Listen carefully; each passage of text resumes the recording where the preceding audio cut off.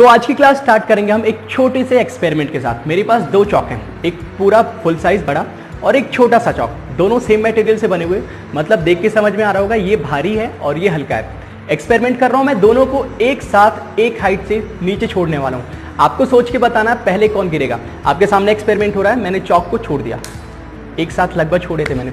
सोच के बताओ पहले कौन गिरा। ठीक है, सोचते रहो, उससे पहले थोड़ा इंट्रोडक्शन ले ले, हम लोग क्या पढ़ रहे हैं। हाय, वेलकम बैक, मैं हूं सार्थक और हम पढ़ रहे हैं फिजिक्स फॉर क्लास 11। हम पढ़ रहे हैं फिजिक्स की पहली यूनिट जिसका नाम है मैकेनिक्स। मैकेनिक्स होता है स्टडी ऑफ मोशन। वहां पढ़ रहे हैं हम लोग पहला चैप्टर जिसका नाम है काइनेमेटिक्स, और काइनेमेटिक्स में पढ़ रहे हैं हम लोग मोशन इन वन डायमेंशन। बहुत बेसिक सी बातें हम लोग ऑलरेडी कर चुके हैं, डिस्प्लेसमेंट, वेलोसिटी, एक्सेलरेशन, ये सब कर चुके हैं। पिछले टर्न पे हमने पढ़ा था इक्वेशन ऑफ मोशन, तीन इक्वेशन ऑफ मोशन, इनके बारे में, इनका डेरिवेशन देखा था। और आज इन्हीं का एक बहुत प्यारा सा एप्लीकेशन होता है मोशन अंडर ग्रेविटी। तो ग्रेविटी के बारे में आज की क्लास में हम लोग सीखने वाले हैं। ग्रेविटी, जिसके बारे में बहुत कुछ हिस्ट्री है, ठीक है, बहुत शॉर्ट में थोड़ी सी बात कर लीजिए। तो ग्रेविटी, हाँ, न्यूटन वाला केस भी हुआ था, सेब गिरा था, वो सब भी हुए थे।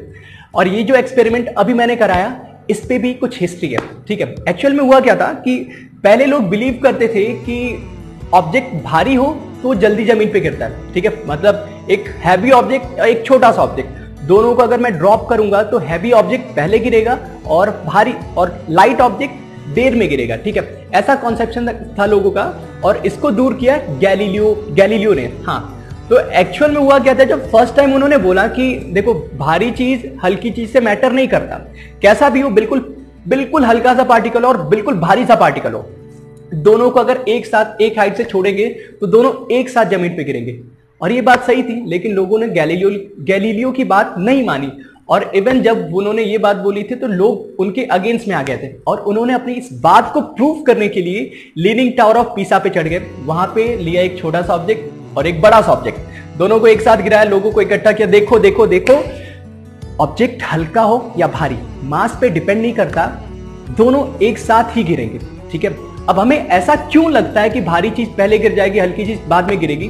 तो हमारे दिमाग में हम लोग थोड़ी प्रैक्टिकल चीज देखते हैं। एक्चुअल में क्या होगा, जैसे अगर मैं किसी बिल्कुल लाइट एक कपड़े को गिराऊं और एक थोड़ा हैवी, जैसे ये ऑब्जेक्ट है, इसको गिराऊं, तो मुझे ऐसा लगेगा कि ये जो कपड़े वाली चीज है देर में पहुंचेगी और ये वाली चीज है थोड़ा जल्दी पहुंचेगी। तो एक्चुअल में होता क्या है, जब हम लोग ऐसे ओपन स्पेस में कोई चीज गिराते हैं तो इस पे लगता है एक एयर रेजिस्टेंस। जब ये नीचे गिर रहा था तो हवाई से रोकता है, उसे हम लोग बोलते हैं एयर फ्रिक्शन या एयर रेजिस्टेंस, जिसके कारण उसकी एक्चुअल में स्पीड थोड़ी कम हो जाती है। और हाँ, एक्चुअल में ये देर से गिरता है, ये देर से गिरता है और ये पहले गिर जाता है क्योंकि इस पे कम एयर फ्रिक्शन लगेगा। ठीक है, एक्चुअल में चीज कुछ होती है कि जो हैवी चीज, एक्चुअल में क्या होता है, हमें ऐसा दिखता है। ठीक है, बहुत सारे एक्सपेरिमेंट ऐसे हम लोग ओपन स्पेस में करें तो दिख सकता है, बट फिजिक्स का प्रिंसिपल ये कहता है कि अगर ऑब्जेक्ट सेम मास के हो या अलग अलग मास के हो, एक साथ एक टाइम पे एक हाइट से गिराया जाएगा तो दोनों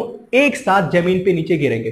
ठीक है, और ये बात गैलीलियो ने प्रूव करके हमें बताया, और ये बात हम सबको अपने दिमाग में सेट करके रखनी है। ठीक है, आगे चल के इसका प्रूफ भी मिलता है कि क्यों एक गिरेगा, क्योंकि इस पे एज सच मास से इंडिपेंडेंट होता है और सब कुछ डिपेंड करता है ग्रेविटी पे, ग्रेविटी के एक्सेलरेशन पे। मतलब ये बात तो हमें पता है ना कि अर्थ के ऊपर किसी भी ऑब्जेक्ट को हम लोग छोड़ेंगे तो अर्थ उसे अपनी तरफ अट्रैक्ट करती है, लॉ ऑफ ग्रेविटी जो बोलती है, law of gravitation.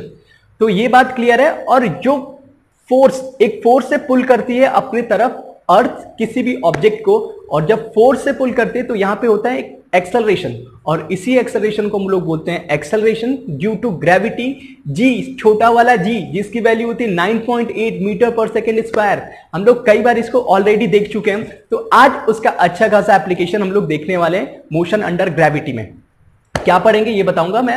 Motion under gravity के अलग अलग केस, यहां पे हम लोग मैक्सिमम हाइट कितना, जैसे मैंने सपोज जमीन से किसी ऑब्जेक्ट को ऊपर फेंका, ऊपर उछाला, तो ऑब्जेक्ट ऊपर जाएगा फिर नीचे आएगा, कितना मैक्सिमम ऊपर जा सकता है, ऊपर से नीचे आने में कितना टाइम लगेगा, टाइम पीरियड, मैक्सिमम हाइट, ये सारी चीजें केस करने वाले हैं। कुछ न्यूमेरिकल्स भी करेंगे, और हम लोग का मेन टॉपिक रहेगा मोशन अंडर ग्रेविटी।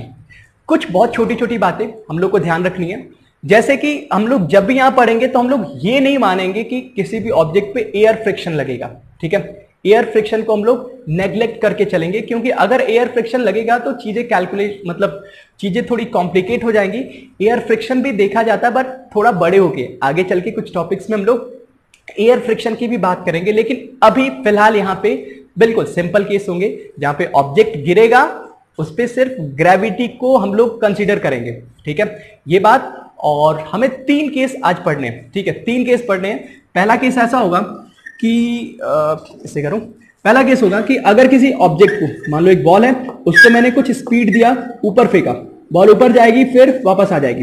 ठीक है, जमीन से फेंका ऊपर, ऊपर गई वापस आ गई। एक्चुअल में ना जिस डायरेक्शन में फेंकते हैं उसी डायरेक्शन में आता है, मतलब जिस पॉइंट से फेंकते हैं उसी पॉइंट पे आता है। मैंने थोड़ा समझने के लिए अलग से बना दिया कि थोड़ा दूर आ रहा है। दूसरा केस होगा कि सपोज किसी टावर या किसी बिल्डिंग से किसी बॉल को हम लोग ड्रॉप कर सकते हैं या फिर इससे हम लोग नीचे फेंक सकते हैं। तो यहां पे भी किसी टावर से फेंकेंगे तो इस केस को समझेंगे। तीसरा केस आएगा टावर वाला ही है, किसी टावर से हम लोग को नीचे नहीं फेंकना है, इस बार ऊपर फेंकना है। बॉल को हम लोग ऊपर फेंकेंगे तो बॉल क्या करेगा, कुछ ऊपर जाएगा फिर वापस नीचे आएगा। तो अलग अलग केस, अलग अलग इनमें इनका मोशन कैसा होगा, इन सब के बारे में हम लोग को पढ़ना है। अभी जो भी चल रहा है ना, ये वन डायमेंशन, एक डायरेक्शन में चल रहा है, और ये जो डायरेक्शन होती है वर्टिकल, अर्थ के परपेंडिकुलर होती है, और इसे हम लोग बोलते हैं मोशन अंडर ग्रेविटी। ठीक है, और इसकी जो डायरेक्शन होती है वो एक डायरेक्शन, मतलब ऑब्जेक्ट सीधा जाएगा और उसी लाइन में वापस आता है। तो ये सारे केसेस आज हम लोग कवर करने वाले हैं। हमारे पास टूल्स, ये जो पिछला 3 हमने पढ़ रखा ना, ये टूल्स होंगे। और यहाँ पे एक बहुत अच्छी सी चीज हमें मिलेगी, हम लोग का जो एक्सेलरेशन होता है, जो लगभग हर एक फॉर्मूले में एक्सेलरेशन दिखता है, वो यहाँ पे हो जाएगा कांस्टेंट। वो हो जाएगा यहाँ पे कांस्टेंट, क्योंकि यहाँ पे जब भी कोई ऑब्जेक्ट अर्थ के साथ, मतलब अर्थ के परपेंडिकुलर मूव करेगा, कहने का मतलब कि अर्थ सरफेस से जो भी मोशन अंडर ग्रेविटी होगी तो वहां पे एक्सेलरेशन हो जाता है कांस्टेंट, और उसकी वैल्यू हो जाती है जी के बराबर, जी यानी 9.8 मीटर पर सेकेंड स्क्वायर। तो ये वैल्यू हो जाएगी हमेशा के लिए फिक्स। इसकी भी कंडीशन है, लिमिटेशन है। ठीक है, अर्थ की जो हमारी अर्थ है उसकी रेडियस होती है 6400 किलोमीटर। अब देखो ये जब अर्थ सरफेस से कुछ किलोमीटर्स, ठीक है, जैसे कि हम लोग नॉर्मल 10-15 किलोमीटर दूर ऊपर भी चले जाएं तो इस वैल्यू में चेंज नहीं आता है, लेकिन अर्थ सरफेस से बहुत ज्यादा ऊपर चले जाएं, मतलब रेडियस ऑफ अर्थ के आसपास पहुंचने लगे तो इस वैल्यू में चेंज आता है। ठीक है, जी की वैल्यू में चेंज आता है। वैसे ही ऊपर जाओ, वैसे ही अर्थ के नीचे, अर्थ गोल सी है उसके नीचे भी जाएंगे तो वहां भी जी की वैल्यू कम होती है। तो हमें इतना सोचने की जरूरत नहीं है। अभी इस टॉपिक में हमें बस ये मानना है कि जी की वैल्यू रहेगी कांस्टेंट नियर अर्थ सरफेस। 2 बातें ध्यान रखनी है, एयर फ्रिक्शन नहीं लेंगे और जी की वैल्यू होगी कांस्टेंट। तो यहां पे जितनी जगह एक्सेलरेशन आने वाले हैं वहां पे हो जाएगा हमारा जी कांस्टेंट। तो स्टार्ट करते हैं हम लोग तीनों केस बिल्कुल बेसिक से। पहले केस से बात करेंगे हम लोग, और यहां पे हम लोग क्या क्या सीखने वाले ये चीज मैं पहले बता दूं आपको। देखो सपोज मैंने किसी ऑब्जेक्ट को यहां से मान लो यू स्पीड से फेंका, किसे यू स्पीड से फेंका, तो यहां से जाएगा, इसकी स्पीड देखो ज्यादा होगी, ऊपर जाएगा तो धीरे धीरे कम होगी। ठीक है, कम होते होते होते यहां पे रुकेगा, स्पीड 0 होगी ऊपर, फिर यहां से नीचे गिरना शुरू होगा और स्पीड इसकी बढ़ती जाएगी। ऐसा क्यों हो रहा है? क्योंकि यहां पे जो अर्थ है हमारी, यहां पे अर्थ है, तो अर्थ हमेशा एक्सेलरेशन इसका ग्रेविटी वाला हमेशा होता है नीचे की तरफ। ठीक है, हमेशा नीचे की तरफ। तो जो ऑब्जेक्ट जब ऊपर आ रहा है तो एक्सेलरेशन नीचे, तो इसकी स्पीड कम करेगा, कम करते करते करते यहां पे 0 करेगा, फिर यहां पे 0 हुआ तो अब क्या करेगा, नीचे गिरेगा, तो फिर यहां पे एक्सेलरेशन नीचे, वेलोसिटी भी नीचे, तो इसकी स्पीड नीचे आते आते बढ़ती है। यहां से जो मैक्सिमम सबसे ऊपर तक जाता है इसे बोलते हैं हम लोग एच मैक्स, यानी मैक्सिमम हाइट। ठीक, यहां से घूम के जो वापस आने में टाइम लगता है उसे बोलते हैं हम लोग टाइम पीरियड, उसे बोलते हैं हम लोग टाइम पीरियड। और ये सब चीजें कैलकुलेट करना सीखेंगे हम लोग कि मैक्सिमम हाइट कैसे निकालेंगे, टाइम पीरियड कैसे निकालेंगे, ये सारी चीजें आज के लेक्चर में हम लोग देखेंगे अलग अलग केस के लिए। ठीक, एक चीज जो लोग सबसे ज्यादा कंफ्यूज होते हैं साइन कन्वेंशन में। ठीक है, साइन कन्वेंशन में कुछ भी कंफ्यूज होने की जरूरत नहीं, ये बाहर चला गया। साइन कन्वेंशन का थोड़ा सा लॉ बता देता हूं, रूल हम लोग क्या समझेंगे, कैसे समझेंगे वो मैं बता देता हूं, और इस रूल को आगे हर जगह फॉलो करना, कभी भी साइन कन्वेंशन में प्रॉब्लम नहीं होगी। साइन कन्वेंशन मतलब हम लोग क्या करते हैं, वेलोसिटी, एक्सेलरेशन, डिस्प्लेसमेंट को कभी प्लस लेते हैं कभी माइनस लेते हैं, तो इसका रूल क्या होता है एक्चुअल में, तो उसको समझने के लिए सपोज यहां पे जब मैं ऑब्जेक्ट को फेंक रहा हूं ना, तो मैं क्या मानूंगा, ऊपर जो चीज भी ऊपर जाएगी उसे पॉजिटिव लूंगा और नीचे जो भी चीज जाएगी उसे नेगेटिव लूंगा। मतलब वेलोसिटी ऊपर जा रही है तो इसे पॉजिटिव लेंगे, ठीक है। जब नीचे आएगा तो नीचे के डायरेक्शन में क्या, नीचे के डायरेक्शन में नेगेटिव है। वैसे ही एक्सेलरेशन जब ऊपर जा रहा है तो एक्सेलरेशन कहां है, नीचे, तो ये नेगेटिव। वापस आ रहा है तो एक्सेलरेशन कहां है, अभी भी नीचे, तो फिर से नेगेटिव। इसके अलावा जब जैसे ऊपर जा रहा है तो इसका डिस्प्लेसमेंट कहां है, ऊपर की तरफ, ऊपर की तरफ प्लस। नीचे आ रहा है तो डिस्प्लेसमेंट क्या हुआ है, नेगेटिव। तो ये बस बात ध्यान रखनी है कि एक रेफरेंस ले लो, मान लो जहां से फेंका मैंने उसको रेफरेंस ले लिया, यहां से ऊपर गया पॉजिटिव, नीचे गया नेगेटिव, ये बात हमें ध्यान में रखनी है, ठीक है। ये चीजें एच मैक्स और टाइम पीरियड कैलकुलेट करना सीखते हैं हम लोग, ठीक है। एच मैक्स जब यहां से लेके यहां पे पहुंचा तो मिला एच मैक्स। यहां पे एक खास बात है, नोटिस किया, यहां पे जब पहुंचा ना तो इसकी स्पीड हो गई 0, मतलब इनिशियल स्पीड मान लो u था तो यहां पे स्पीड जाके हो गई 0, ठीक है। अब एच मैक्स कैसे कैलकुलेट करेंगे, देखो हमें कुछ इंफॉर्मेशन यहां पे पता है। मुझे इनिशियल स्पीड u पता है, जी हाँ पता है, और u है, डायरेक्शन क्या लेंगे, प्लस, u हमारा प्लस। इसके अलावा एक्सेलरेशन पता है क्या, हाँ एक्सेलरेशन है नीचे की तरफ, और एक्सेलरेशन है नीचे की तरफ तो हम लोग एक्सेलरेशन की वैल्यू g और नीचे की तरफ मतलब माइनस साइन के साथ, ठीक। यहां से जब यहां पहुंचा तो फाइनल स्पीड कितनी होगी, 0। फाइनल स्पीड कितनी हो गई, 0। इसके अलावा यहां से यहां तक की जो दूरी है उसी को बोलेंगे डिस्प्लेसमेंट और उसी को बोलेंगे एच मैक्स। एस जो है वही है हमारा एच मैक्स, और यही चीज हमें करनी है कैलकुलेट, ठीक है। ये चीज हमें इंफॉर्मेशन पता है, यू के बारे में, जी के बारे में, वी के बारे में, एस बताना है। तीनों फॉर्मूले में से देख के बताओ कौन सा फॉर्मूला यूज कर सकते हैं, 3 फॉर्मूले, कौन सा फॉर्मूला यूज करें, पहला, दूसरा, तीसरा। पहले में एस की बात नहीं हो रही, हटा दो। दूसरे में एस की बात हो रही है, यू की बात, वी की बात नहीं हो रही, इसे भी हटाओ। तीसरे में वी, यू, ए, एस सब की बात हो रही है। ये फॉर्मूला हमारे लिए अप्रोप्रिएट है, यूज करके देखते हैं। फॉर्मूला यूज करना है, v square equals to u square plus 2s। V square की वैल्यू 0 का स्क्वायर, यू स्क्वायर, ठीक है। यू मैं यहाँ पे वेरिएबल लेके चल रहा हूं, पर मैक्सिमम टाइम हमें यू की वैल्यू कुछ ना कुछ दी रही होती है। यू स्क्वायर प्लस 2, ए की जगह कितना रखूंगा, माइनस जी, और एस की जगह रखूंगा एच मैक्स। थोड़ा सिंप्लीफाई करें, क्या करता हूं, यू को यहीं रखता हूं और यहां तो माइनस बाहर आएगा तो इस पूरे टर्म को इधर ले आता हूं। 2g H max equals to u square, और एच मैक्स की वैल्यू यहां से मिलेगी मुझे यू स्क्वायर बाई 2g, और ये मिला हमें पहला रिजल्ट। वैसे तो एक फॉर्मूला है पर हमें याद करने की जरूरत नहीं। देखो ऐसे अगर हम लोग फॉर्मूला याद करते रहेंगे तो बहुत सारे फॉर्मूले फिजिक्स में मिलते हैं, हमें सिर्फ कंडीशन याद करनी है कि ये निकालने का तरीका क्या है, ठीक है। 1 मिनट भी नहीं लगते इनको कैलकुलेट करने में, हमें कंडीशन याद रखनी है कि जब वेलोसिटी एच मैक्स निकालना था तो मैं यहाँ पे वेलोसिटी 0 किया, इक्वेशन लगाया तो ये रिजल्ट मिलता है, ठीक है। उसके अलावा दूसरी बात अगर मुझे बोला जाए कि भैया टाइम पीरियड कैलकुलेट करके दिखाओ, ठीक है। टाइम पीरियड कैलकुलेट करने के दो तरीके एक तो तरीका है जैसे ऑब्जेक्ट यहां से ऊपर गया फिर वापस आया तो जितना टाइम लगा यही तो टाइम पीरियड है ना। तो यहां पे इंफॉर्मेशन क्या, देखो यू के बारे में पता है, ए के बारे में पता है, वी, यहां पे वी के बारे में अभी नहीं पता क्योंकि यहां पे आ रहा था, वी कुछ हो सकता है नहीं पता। एक चीज एस के बारे में कमेंट कर सकते हैं, अगर कोई ऑब्जेक्ट जहां से स्टार्ट हो घूम के वापस वहीं पे आ गया तो डिस्प्लेसमेंट कितना हुआ, 0। डिस्प्लेसमेंट कितना हुआ, 0। तो एस के बारे में इंफॉर्मेशन पता है, डिस्प्लेसमेंट होगा 0। फॉर्मूला देखो कौन सा यूज कर सकते हैं, पहला, दूसरा, तीसरा। एस है नहीं, छोड़ो। यहां पे एस, यू के बारे में इंफॉर्मेशन है, ए और टी तो मुझे कैलकुलेट करना है, यहां पे टी मुझे कैलकुलेट करना है, ठीक है। और वी के बारे में यहां पे बात नहीं हो रही है, वी हमारे लिए वैसे भी अननोन है। तो ये समझ में आया कि दूसरा फॉर्मूला यूज करना है, S equals to U T plus half A T square. S की जगह रखो 0, u T plus half, a की जगह रखो माइनस जी और टी स्क्वायर, तो माइनस बाहर आ जाएगा और होगा क्या, यहाँ पे टी है, यहाँ पे टी स्क्वायर, एक टी तो कॉमन ले लो, बाहर भेज दो, 0 हो गया। मिला क्या मुझे, यहाँ पे मिला, इसको हाफ जी टी को ले आओ, एक टी चला गया और यहाँ पे बचा यू, तो यहां से टी की वैल्यू क्या मिली मुझे, 2 पर गया 2u अपॉन जी।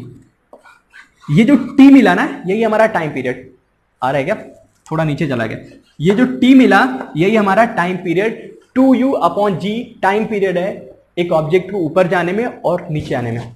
ये पहला तरीका है। एक और तरीका हमारे पास सेम क्वेश्चन को करने के लिए, मैं यहां से यहां तक का टाइम निकालूं, ठीक है, फिर चाहूं तो यहां से यहां तक का टाइम निकालूं, तो सिमेट्री कहती है ना कि जितना टाइम यहां से ऊपर जाने में लगता है उतना टाइम यहां से नीचे आने में लगता है। तो यही टाइम पीरियड, जैसे टोटल तो 2u अपॉन जी है, तो मुझे पता है कि यहां से ऊपर जाने का लगना चाहिए u अपॉन जी, और ये चीज प्रूव भी कर सकते हैं। देखो इनिशियल स्पीड पता है, फाइनल पता है, ठीक है, एक्सेलरेशन पता है, टाइम बता सकते हैं। फर्स्ट फॉर्मूला यूज करो, v equal to u plus a t, v zero, u की जगह रखो u और a की जगह माइनस g, तो t आ गया u अपॉन जी, t आ गया u अपॉन जी, और वही तो आता है यहां से u अपॉन जी और यहां से u अपॉन जी, यानी 2u अपॉन जी।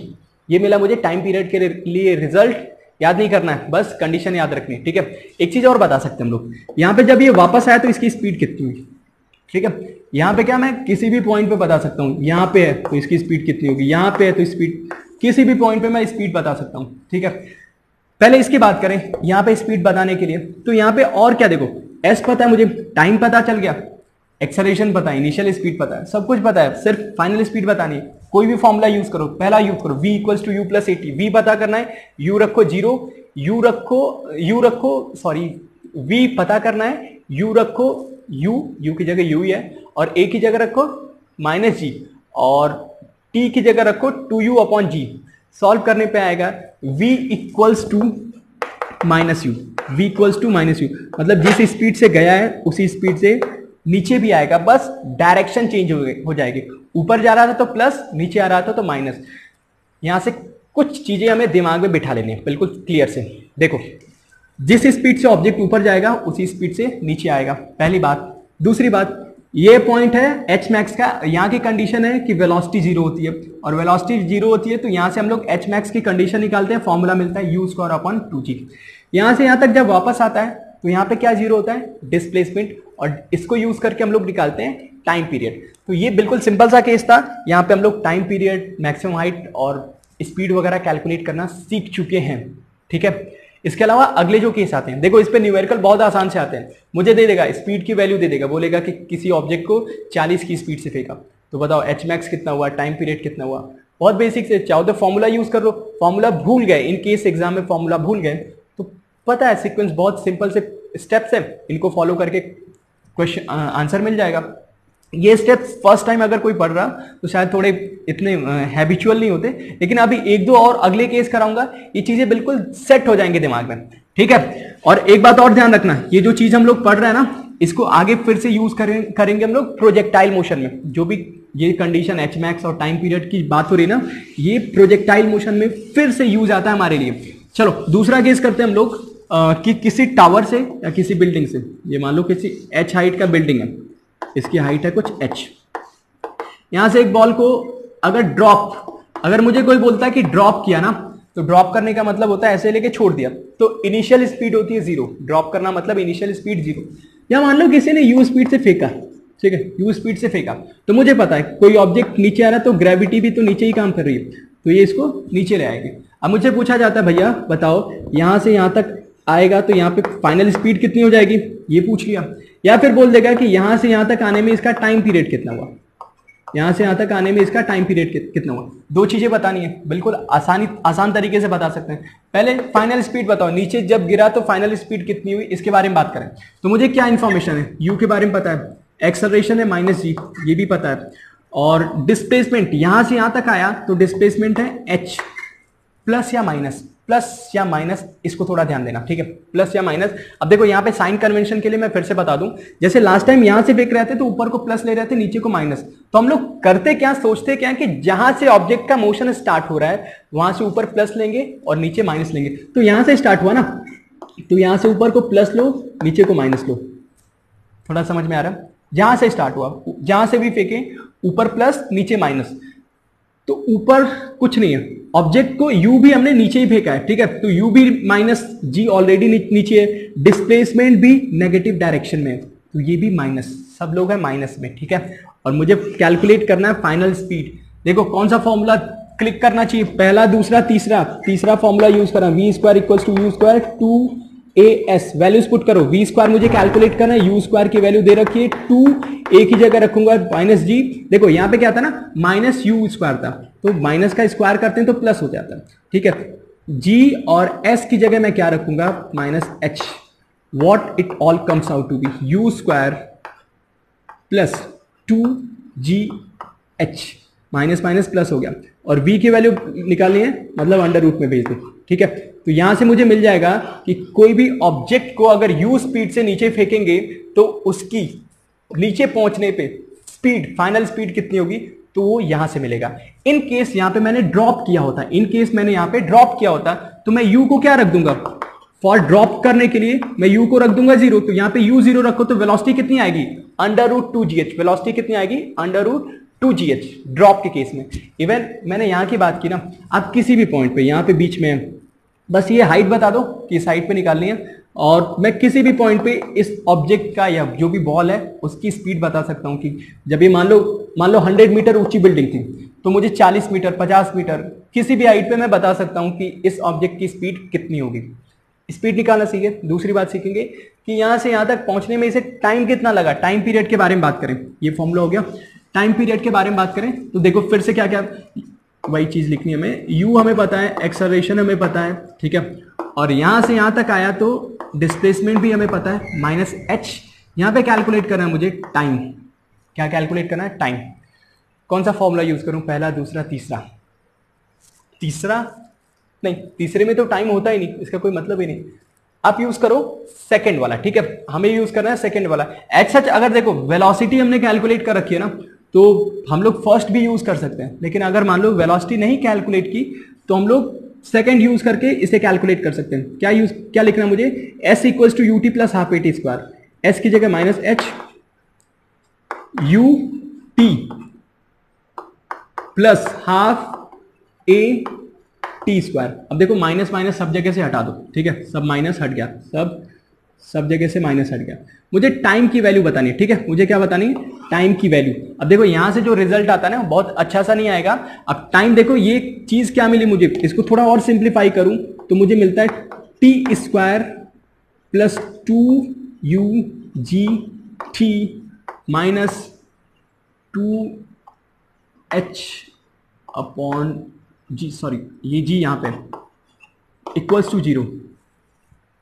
थोड़ी सी कॉम्प्लिकेटेड चीज दिख रही होगी, क्वाड्रेटिक इक्वेशन है, टी स्क्वायर और टी, याद है ना क्वाड्रेटिक इक्वेशन। इसकी वैल्यू कैसे निकालते हैं ये भी देख लो, 10th क्लास में पढ़ चुके हम लोग ये सब।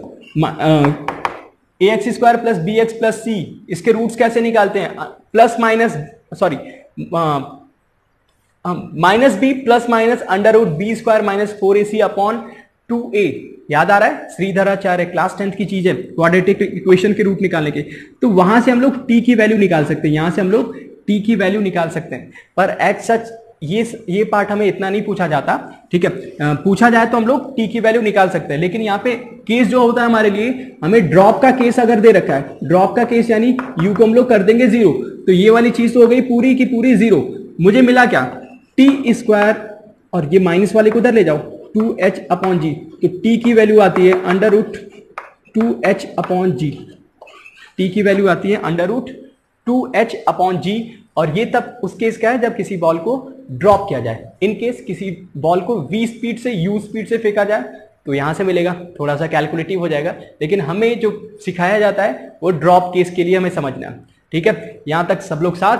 क्वेश्चन क्या बनेंगे इस पे, क्वेश्चन वही बन सकते हैं कि किसी बॉल को यहां से 10 की स्पीड से फेंक दिया, 100 मीटर लंबी बिल्डिंग थी, ठीक है, कितने देर में नीचे पहुंचेगा, जब नीचे पहुंचेगा तो इसकी स्पीड कितनी होगी, या पूछ सकता है जब ये 50 मीटर पे तो उसकी स्पीड कितनी है। सब कुछ इसी मेथड से हमें करना है, ठीक है।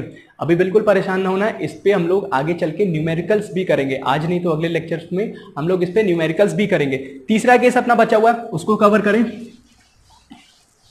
हाँ, आज के लेक्चर में अगर मैं फास्ट लगूं कि थोड़ा जल्दी जल्दी चीजें कर रहा हूं तो प्लीज बता देना, नेक्स्ट टाइम से थोड़ा स्लो हो जाऊंगा। मुझे लगता है कि हम लोग एक साथ कुछ लेक्चर्स कर चुके हो तो आप लोग भी मेरे साथ ट्यून हो चुके हो, ठीक है।